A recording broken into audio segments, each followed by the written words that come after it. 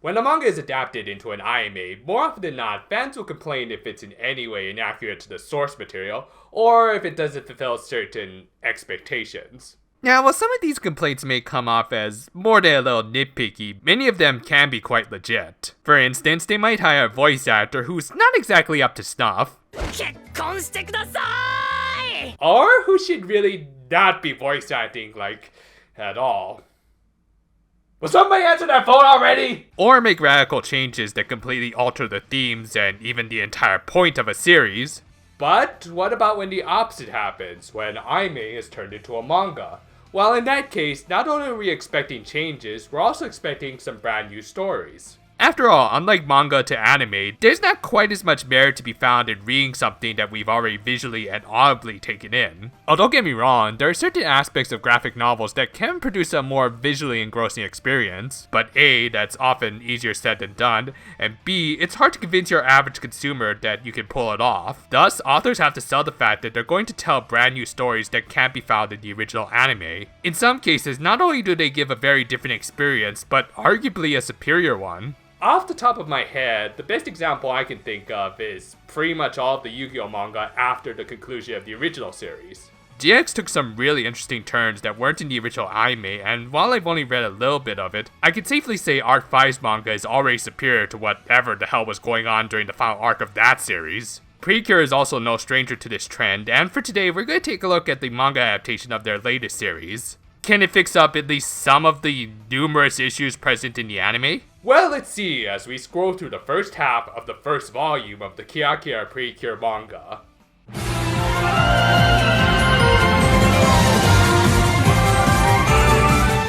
Before anyone asks, I bought this ebook through my Bookwalker app. And due to current exchange rates, I actually managed to purchase it really cheap, like for about $5 or so. If you can read Japanese, I do suggest checking them out. And no, they're not paying me to say that, though I wish they were.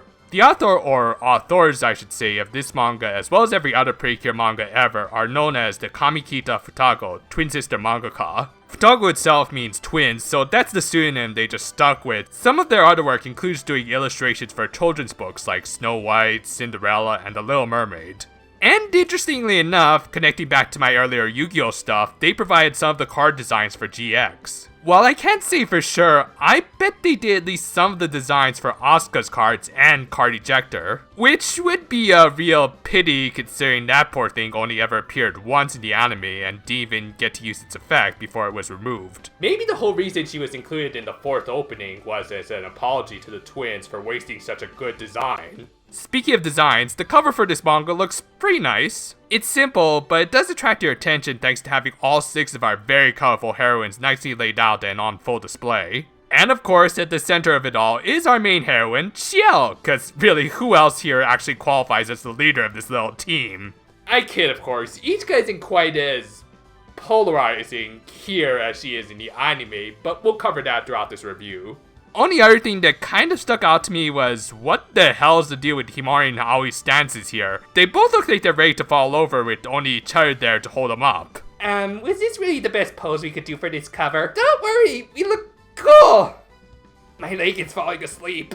By the way, this manga takes place in an alternate timeline, so not only are we getting new stories, but also ones from a completely different universe. With that in mind, our manga opens with the introductions to some of our main characters. In this first chapter, we've got our star trio of Ichika, Aoi, and Himari, plus Pecorin. The elder doesn't appear in this manga until a bit later. So either they met him much later in this universe, which would make a lot of sense since he's spiritually bound to the past year, or the authors just forgot about him. Can't really blame them, considering how little he actually contributes to the show.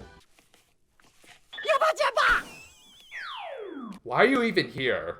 Anyway, after teaming up to defeat Gummy, cause when all else fails, fall back on your starter villains, the trio split up for the day, though Ichika wants to get closer to her friends, as in this universe, she's still on last name basis with both of them. Thus, she tries to create a suite that they can all enjoy. For God's sakes, don't make any more padded shoe! Shut up and down! Now instead, she decides to combine all of their signature suites and make Pudding a la mode. Yeah, isn't that weird? Despite the show's title, I don't think we've ever really seen them make any sort of dessert a la mode so far. Closest thing was that bizarre ass cake they made back in episode 8 that was topped with Aoi's ice cream along with a lot of other junk. What, are they saving the all mode for the grand finale where Aoi delivers the finishing blow to Noir with her ice cream or something? Actually, that sounds pretty awesome. Make it happen, Toei. Anyway, while trying to bake the pudding, she somehow makes them explode. Don't know how you would do that unless that's the fanciest microwave on the planet. And as it just so happens, Himari and Aoi choose now to stop by to find their bakery suddenly converted into a smokehouse. And it's also here that we see some of the subtle differences between manga and anime Ichika.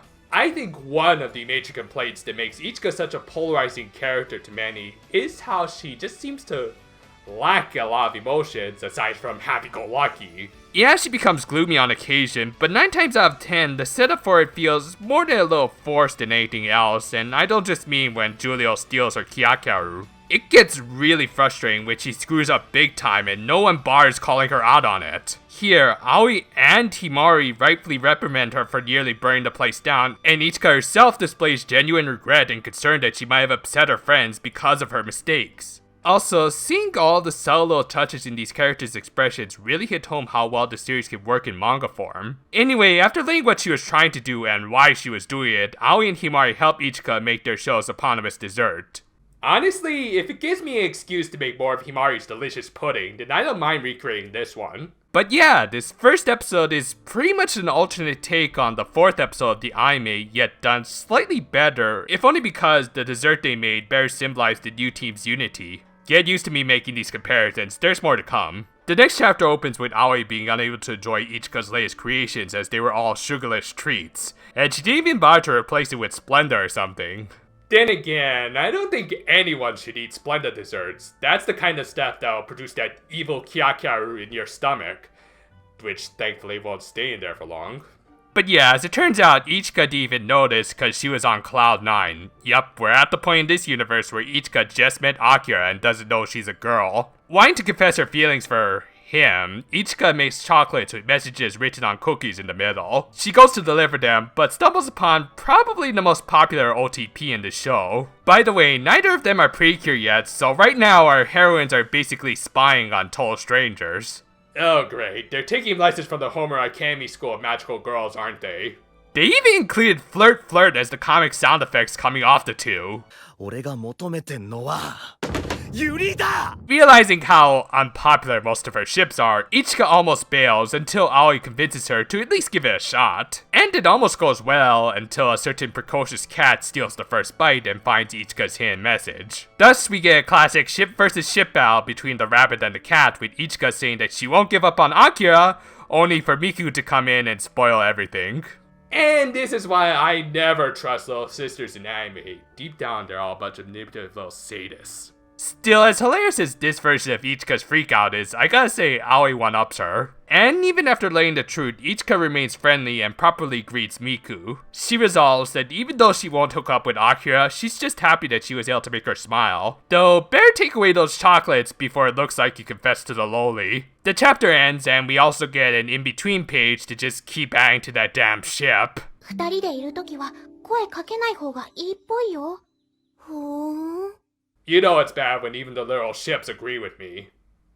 In between chapters, Yukari and Akira join the team, and together they all decide to shoot a promotional video for their past year. And yes, that is Pecorine holding a smartphone. Rather unusual since it's usually the fairies who become the phones. However, even the power of social media proves to be ineffective as their clientele remains low. Himari points out that this is likely due to their town's highly competitive market for sweets that has left small no-name businesses like theirs in the dust. Ironic coming from the series whose product has been backed by probably one of the biggest, most evil corporations on the planet right now. That aside, they're actually addressing the difficulties that come with managing a small business. I mean, geez, what a novel concept for this series. Recognizing that she clearly knew her stuff, Ichika nominated Himari as their new PR director. Himari, being Himari, didn't take to it at first, but with a little prodding, it wasn't long before she embraced her new position. And she actually comes up with some pretty good business strategies, including ones based off of actual practices like the 3 B's of marketing. However, despite her best efforts, the little campaign fails to garner much attention, leading to this rather effective panel of the Precure looking at a trash bin stuffed with their flyers.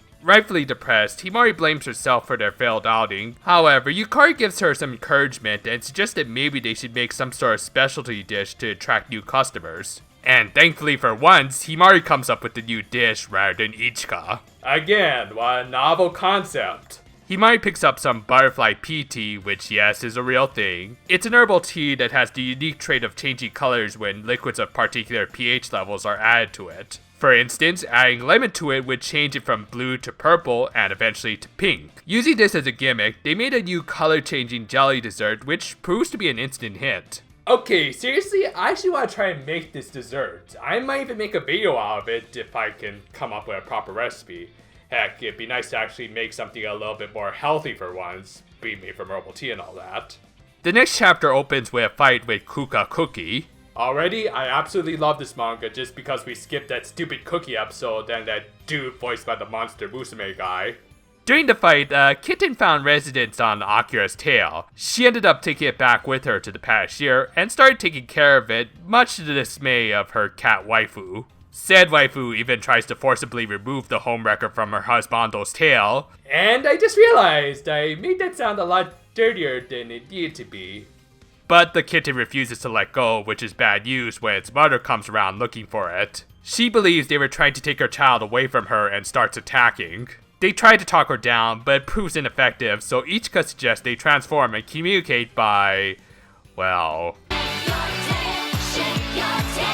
Yeah, this is the kind of story they'd never be able to air on television. Not unless it was Shin-chan. Unsurprisingly, it doesn't work, but the kitten finally then lets go of Akira's tail and tries to calm her mother down. Knowing that she's gonna have to say goodbye to it, Akira at least tries to make amends with the mother by giving them both some special cat treats. To think Akira would have the better cat episode than Yukari. Speaking of which, I love the envious look on her face here and how she calls up with her husbando after being nearly NTR'd. The last chapter we'll cover for today finds the Precure celebrating Tanabata. For those unfamiliar, Tanabata is a festival where everyone writes their wishes on these little pieces of paper and then hangs them up on bamboo. To promote their past year, the Precure offer to grant anyone's wishes for sweets at their local festival. During the festivities, Akira and Ichika need to make a market run, and a passing shower ends up forcing them both underneath one umbrella. Once again, this is already a better take on a recent anime episode. Also, I see that the Kirakira past year is already branding secondary products. Well, credit to this version of the Precure, they know how to market their product. On the way back, the two ask each other what they would wish for on Tanabata. Akira says that she would just wish for her family's happiness, while Ichika says that she had wished for her mother to come back soon. Earlier in the day, she had told her friends that her mother was coming home that day, but later on, she got a call saying that she had to cancel at the last minute. Akira then realized the whole reason Ichika proposed this little event wasn't just as a promotion, but also as a means to grant as many wishes as possible so that no other kids would have to feel the same anguish she does. Akira comforts her and tells her that if times are ever tough, she should feel free to express herself. So yeah, this chapter, coincidentally more than likely, did its own take on the events of episode 31, and more than the other examples, probably did better.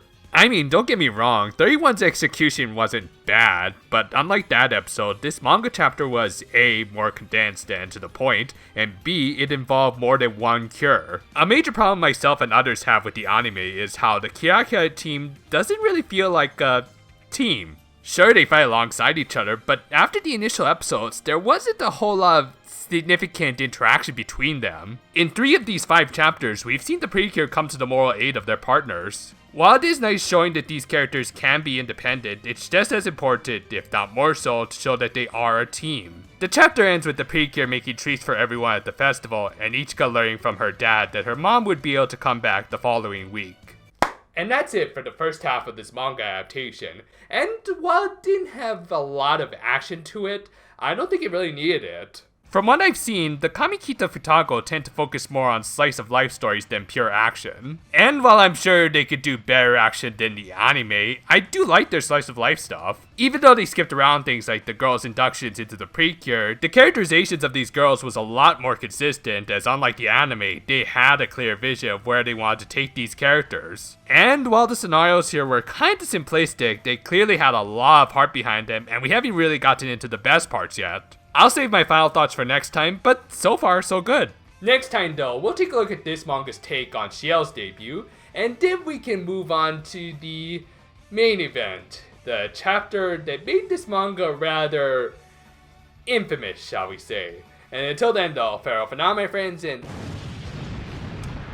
darn it, did somebody put an egg in the oven again?